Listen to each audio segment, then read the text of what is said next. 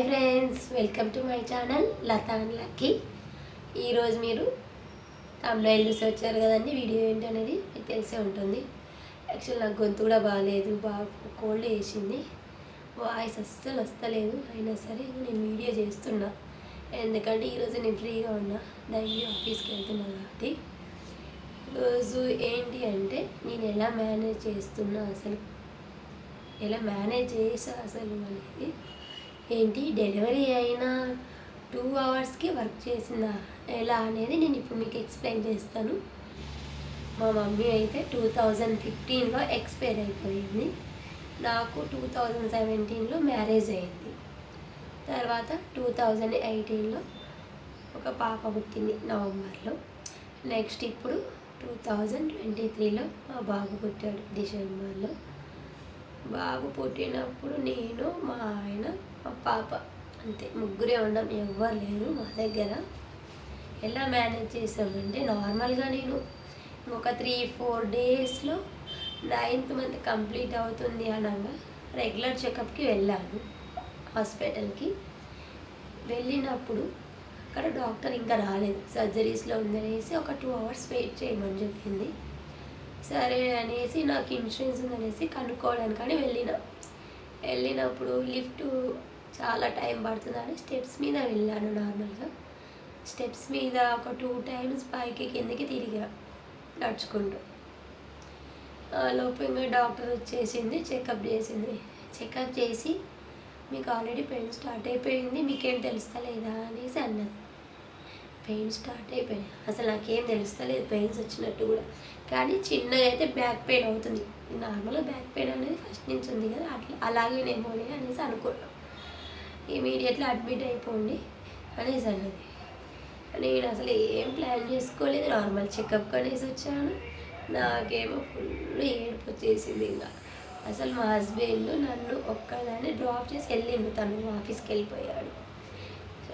Bike మీదనే వెళ్ళాం, అది కూడా బైక్ మీదనే హాస్పిటల్ బయట డ్రాప్ చేసి వెళ్ళిపోయాడు ఆఫీస్కి. నా వెంట ఎవరు లేరు, తనేమో నన్ను అడ్మిట్ అవ్వమంటుంది అనేసి అయ్యేసరికి 2 o'clock అట్లా అయ్యింది.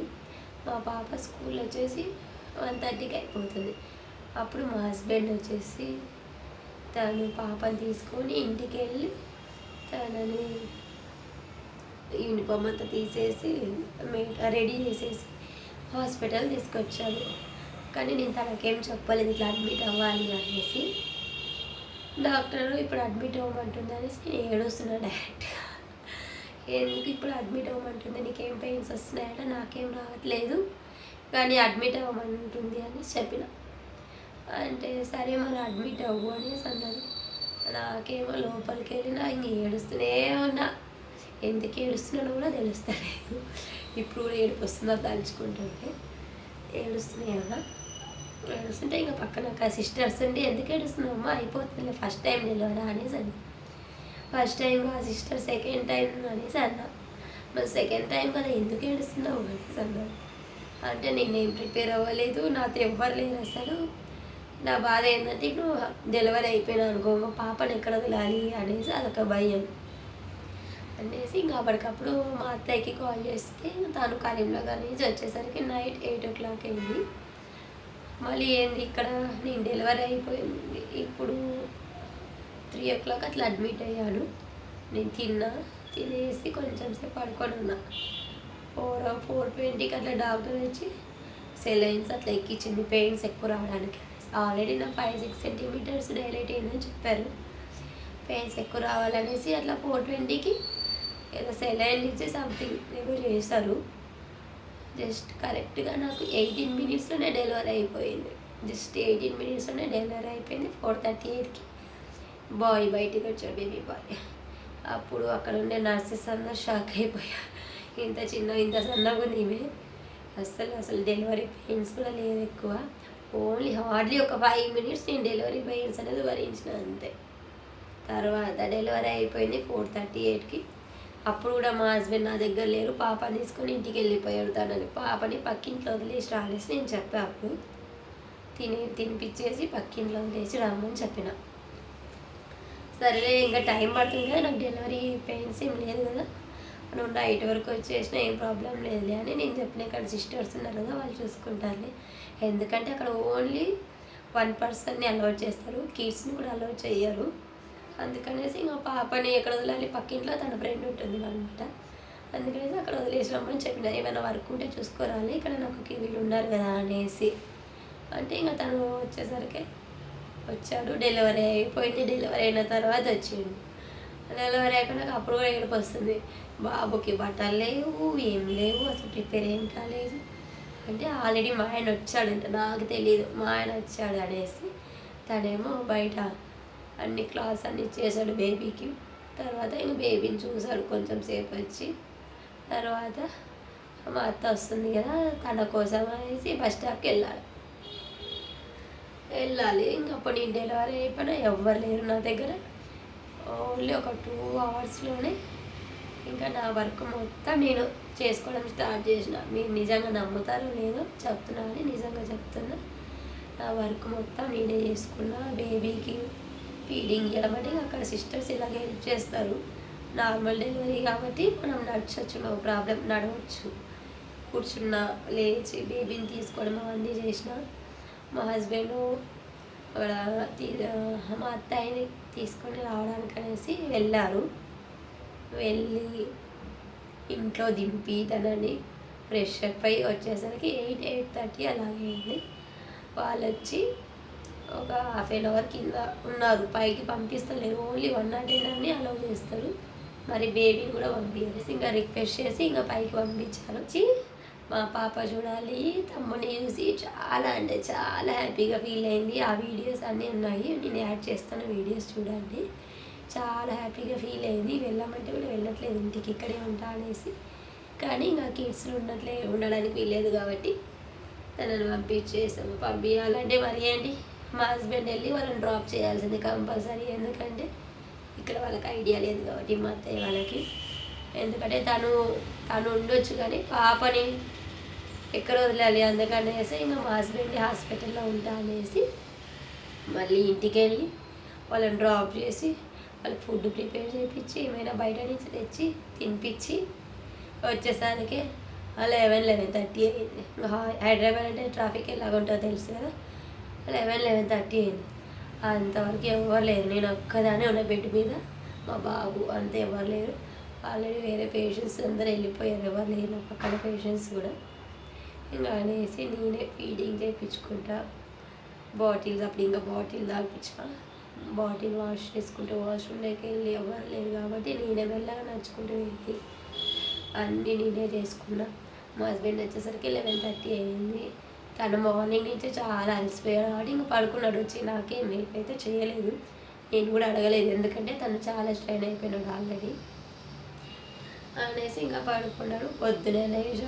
పొద్దున లేచి మళ్ళీ 6:30 కల్లా వెళ్ళిపోయాడు. 6:37కి వెళ్ళిపోయాడు తను, ఎందుకంటే బేబీని స్కూల్ పంపించాలి.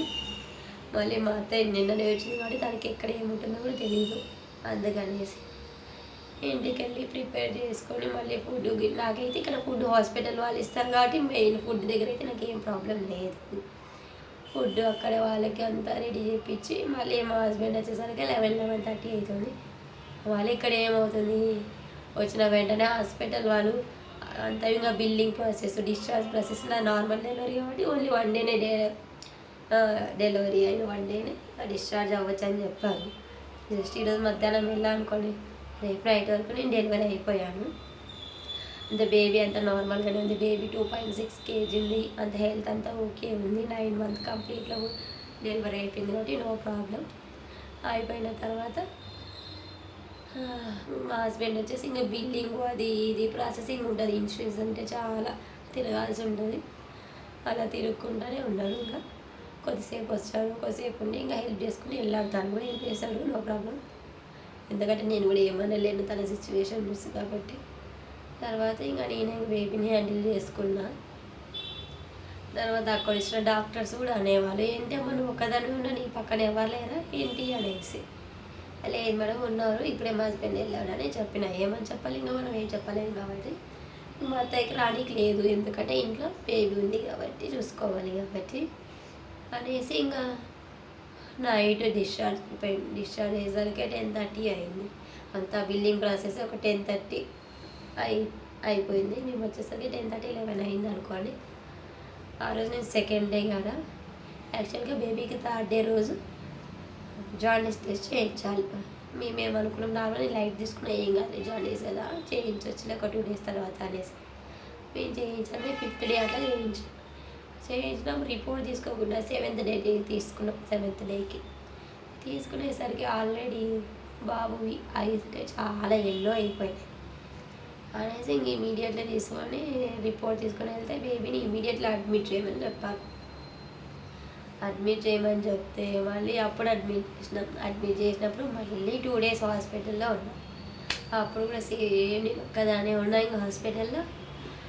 ఇంకా చూడండి అప్పుడు ఏదైనా నాకు మస్తు ఏడుపు బేబీ ఏమో ఊరికి ఏడుస్తుంది. దాంట్లో లైట్ కింద పెడతారు కదా, బ్లూ లైట్ కింద, బ్లూ థెరపీ సంథింగ్ థెరపీ అంటారు కదా, ఫోటో థెరపీ కింద పెట్టినప్పుడు వాడేమో అస్సలు ఉండడమే లేదు. వాడు ఊరికి ఏడుస్తున్నాడు. వాడిని చూసి నేను ఏడుస్తున్నా ఒక పక్క, మా ఆయన బయట ఉన్నాడు. అనేసరికి డాక్టర్ వచ్చి ఎందుకు ఏడుస్తున్నావు మనము, ఏమవుతుంది, నార్మల్ అయితే జాండీస్ అన్న. నార్మల్ అంటే 10 to 1 ఉంటే నో ప్రాబ్లం, కానీ తనకి 20 points ఉంది, హై రేంజ్ అనమాట. అందుకనేసి నాకు మస్తు ఏడుపు వచ్చింది. ఇంకా బాబుని ఒక 1 day ఐసీయూలో అడ్మిట్ చేశారు. ఐసీయూలో పెట్టేసిన తర్వాత మొత్తం నర్సులే చూస్తున్నారు అనమాట. ఇంకా చూసుకున్న తర్వాత నెక్స్ట్ డే వచ్చేసి 15 points వచ్చింది, తగ్గింది అని చెప్పినాం. అంటే ఇంకొక 1 day కూడా అడ్మిట్ చేయాల్సి ఉంటుంది అంటే నార్మల్ జనరల్ వార్డ్కి షిఫ్ట్ చేయండి అనేసి అన్నాను. ఓకే అనేసి ఇంకా నేను జనరల్ వార్డ్ షిఫ్ట్ చేసాము. 1 dayలో మొత్తం తగ్గిపోయింది. 10 అట్లా వచ్చింది, 10-9 వచ్చింది. సరే డిశ్చార్జ్ అవ్వచ్చు అని చెప్పారు. అనేసి డిశ్చార్జ్ అయిపోయాము. ఇంటికి వచ్చినాక కూడా ఇక నాకు నరకంగా అనిపించింది. అసలు నిద్రపోడు, వాళ్ళు తాగేవాడు కాదు, బాగా సతాయించిండు. నాకేమో నార్మల్ డెలివరీ కాబట్టి ఎక్కువసేపు కూర్చోలేను, కానీ వాడి కోసమే నా ఇదంతా ఎత్తుకొని 1 month వరకు, మినిమం 1 month వరకు ఎత్తుకొనే కూర్చున్నా. అసలు నాన్ స్టాప్ ఎత్తుకొనే కూర్చున్నా. దానివల్ల ఇప్పుడు నాకు చాలా ఎఫెక్ట్ ఇస్తుంది. ఏంటంటే చాలా బ్యాక్ పెయిన్ ఉంటుంది, అస్సలు స్ట్రైట్గా పడుకోలేకపోతున్నా ఆ బ్యాక్ పెయిన్ వల్ల. ఇంకా నేను డెలివరీ అయిన తర్వాత కూడా మా మమ్మీ లేదు కాబట్టి ఎంతసేపు ఉన్నా మన పని మనమే చేసుకోగలుగుతాం. 3 daysలోనే నా బట్టలన్నీ నేనే వాష్ చేసుకున్నా, మొత్తం నా పనులన్నీ నేనే చేసుకున్నా. మా అత్తయ్య వంట చేసేది, బాబు బట్టలు ఉతికేది, ఇంకా పై పనులన్నీ చేసుకునేది. ఇంట్లో మెయిడ్ ఉంది, మెయిడ్ వచ్చేసి ఇంట్లో ఇల్లు తుడవడం, బాసాలు ఇవి మెయిడ్ చేసేది, ఇంకా పై పనులన్నీ అత్తయ్య చేసేది.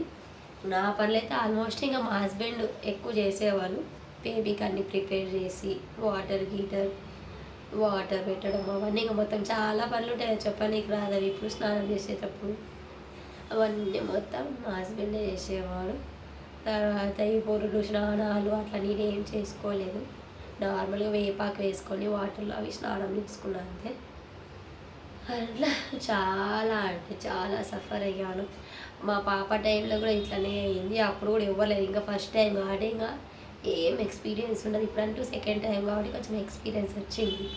ఫస్ట్ టైం కూడా సేమ్ నార్మల్ డెలివరీనే అయ్యింది. ఒక 1 day హాస్పిటల్లోనే ఉన్నాం. కింద మా రిలేటివ్స్లో ఒక అమ్మాయి ఉండేది, తను కొంచెం హెల్ప్ చేస్తే నాకు డెలివరీ టైంలో.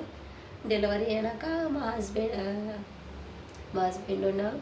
అలాగే ఒక 1 week మా సిస్టర్ వచ్చింది, మా ఓన్ సిస్టర్ వచ్చింది. తను 1 week చేసి వెళ్ళిపోయింది. తర్వాత ఇంకా ఎవరు లేరు అప్పుడు, మా అత్తయ్య కూడా ఏం లేదు అప్పుడు. తర్వాత నేను మా హస్బెండ్ అన్ని కూరగాయలు ఏమైనా కట్ చేసి ఇస్తే ఇంకా నేనే ఆఫ్టర్ 1 week నుంచే మొత్తం నేను వేసుకున్నప్పుడు కూడా కూరగాయలు ఏమైనా కట్ చేసి ఇచ్చేవాడు, నేను వంట చేసేదాన్ని. ఇంకా బేబీ మొత్తం పనులన్నీ నేనే చేసేదాన్ని. డెలివరీ అయినాక అన్నీ చేసుకోవాలంటే చాలా కష్టం, కానీ మనం చేసుకుంటుంటే తెలుస్తుంది నో ప్రాబ్లం అన్నీ చేసుకోగలం అనేసి. అందుకనేసి అది ధైర్యంతో నేను చేసుకున్నాను, ఎవరి మీద ఆధారపడకుండా. ఇప్పుడు కూడా 2 kidsని పెట్టుకొని నేను జాబ్ చేసుకోగలుగుతున్నాను. అలాగే యూట్యూబ్లో వీడియోస్ కూడా ఎడిట్ చేస్తున్నా, వీడియోస్ కూడా నేనే తీసుకుంటున్నా. అది ఎలాగో అనేది మీకు ఇంకొక వీడియోలో చెప్తాను. ఎందుకంటే ఏమైనా చేయాలనుకుంటే చేయాలి, నో ప్రాబ్లం. ఒకరి మీద మనం అనేది ఆధారపడకూడదు. ఇప్పుడు కూడా మేము ఇంట్లో ఉండేది ఓన్లీ నేను, మా హస్బెండ్, మా పాప వీళ్ళిద్దరిని పెట్టుకుని నేను ఎట్లా జాబ్ చేస్తున్నా అనేది నేను ఒకసారి నెక్స్ట్ వీడియోలో ఎక్స్ప్లెయిన్ చేస్తాను, చూడండి. 4:20కి పెయిన్స్ అనేవి స్టార్ట్ అయినాయి. 4:38కి డెలివరీ అయిపోయింది. మొత్తం ప్రాసెస్ అయ్యేసరికి 5:30 అయింది. మొత్తం రూమ్ షిఫ్ట్ చేసేసరికి 5:30 నుంచి ఓన్లీ 2 అవర్స్ అండి. 2 అవర్స్ తర్వాత నేను నా బేబీని నేను చూసుకోగలిగాను అనేది మీతో ఒకసారి ఎలా అనేది షేర్ చేసుకుంటున్నాను. ఈ వీడియో కనుక నచ్చితే ప్లీజ్ నా వీడియోస్ని లైక్ చేయండి, షేర్ చేయండి, కామెంట్ కూడా చేయండి. ప్లీజ్ అయితే సబ్స్క్రైబ్ చేసుకొని నా ఛానల్ని. చాలా థ్యాంక్స్ అండి. Thank you so much. Bye.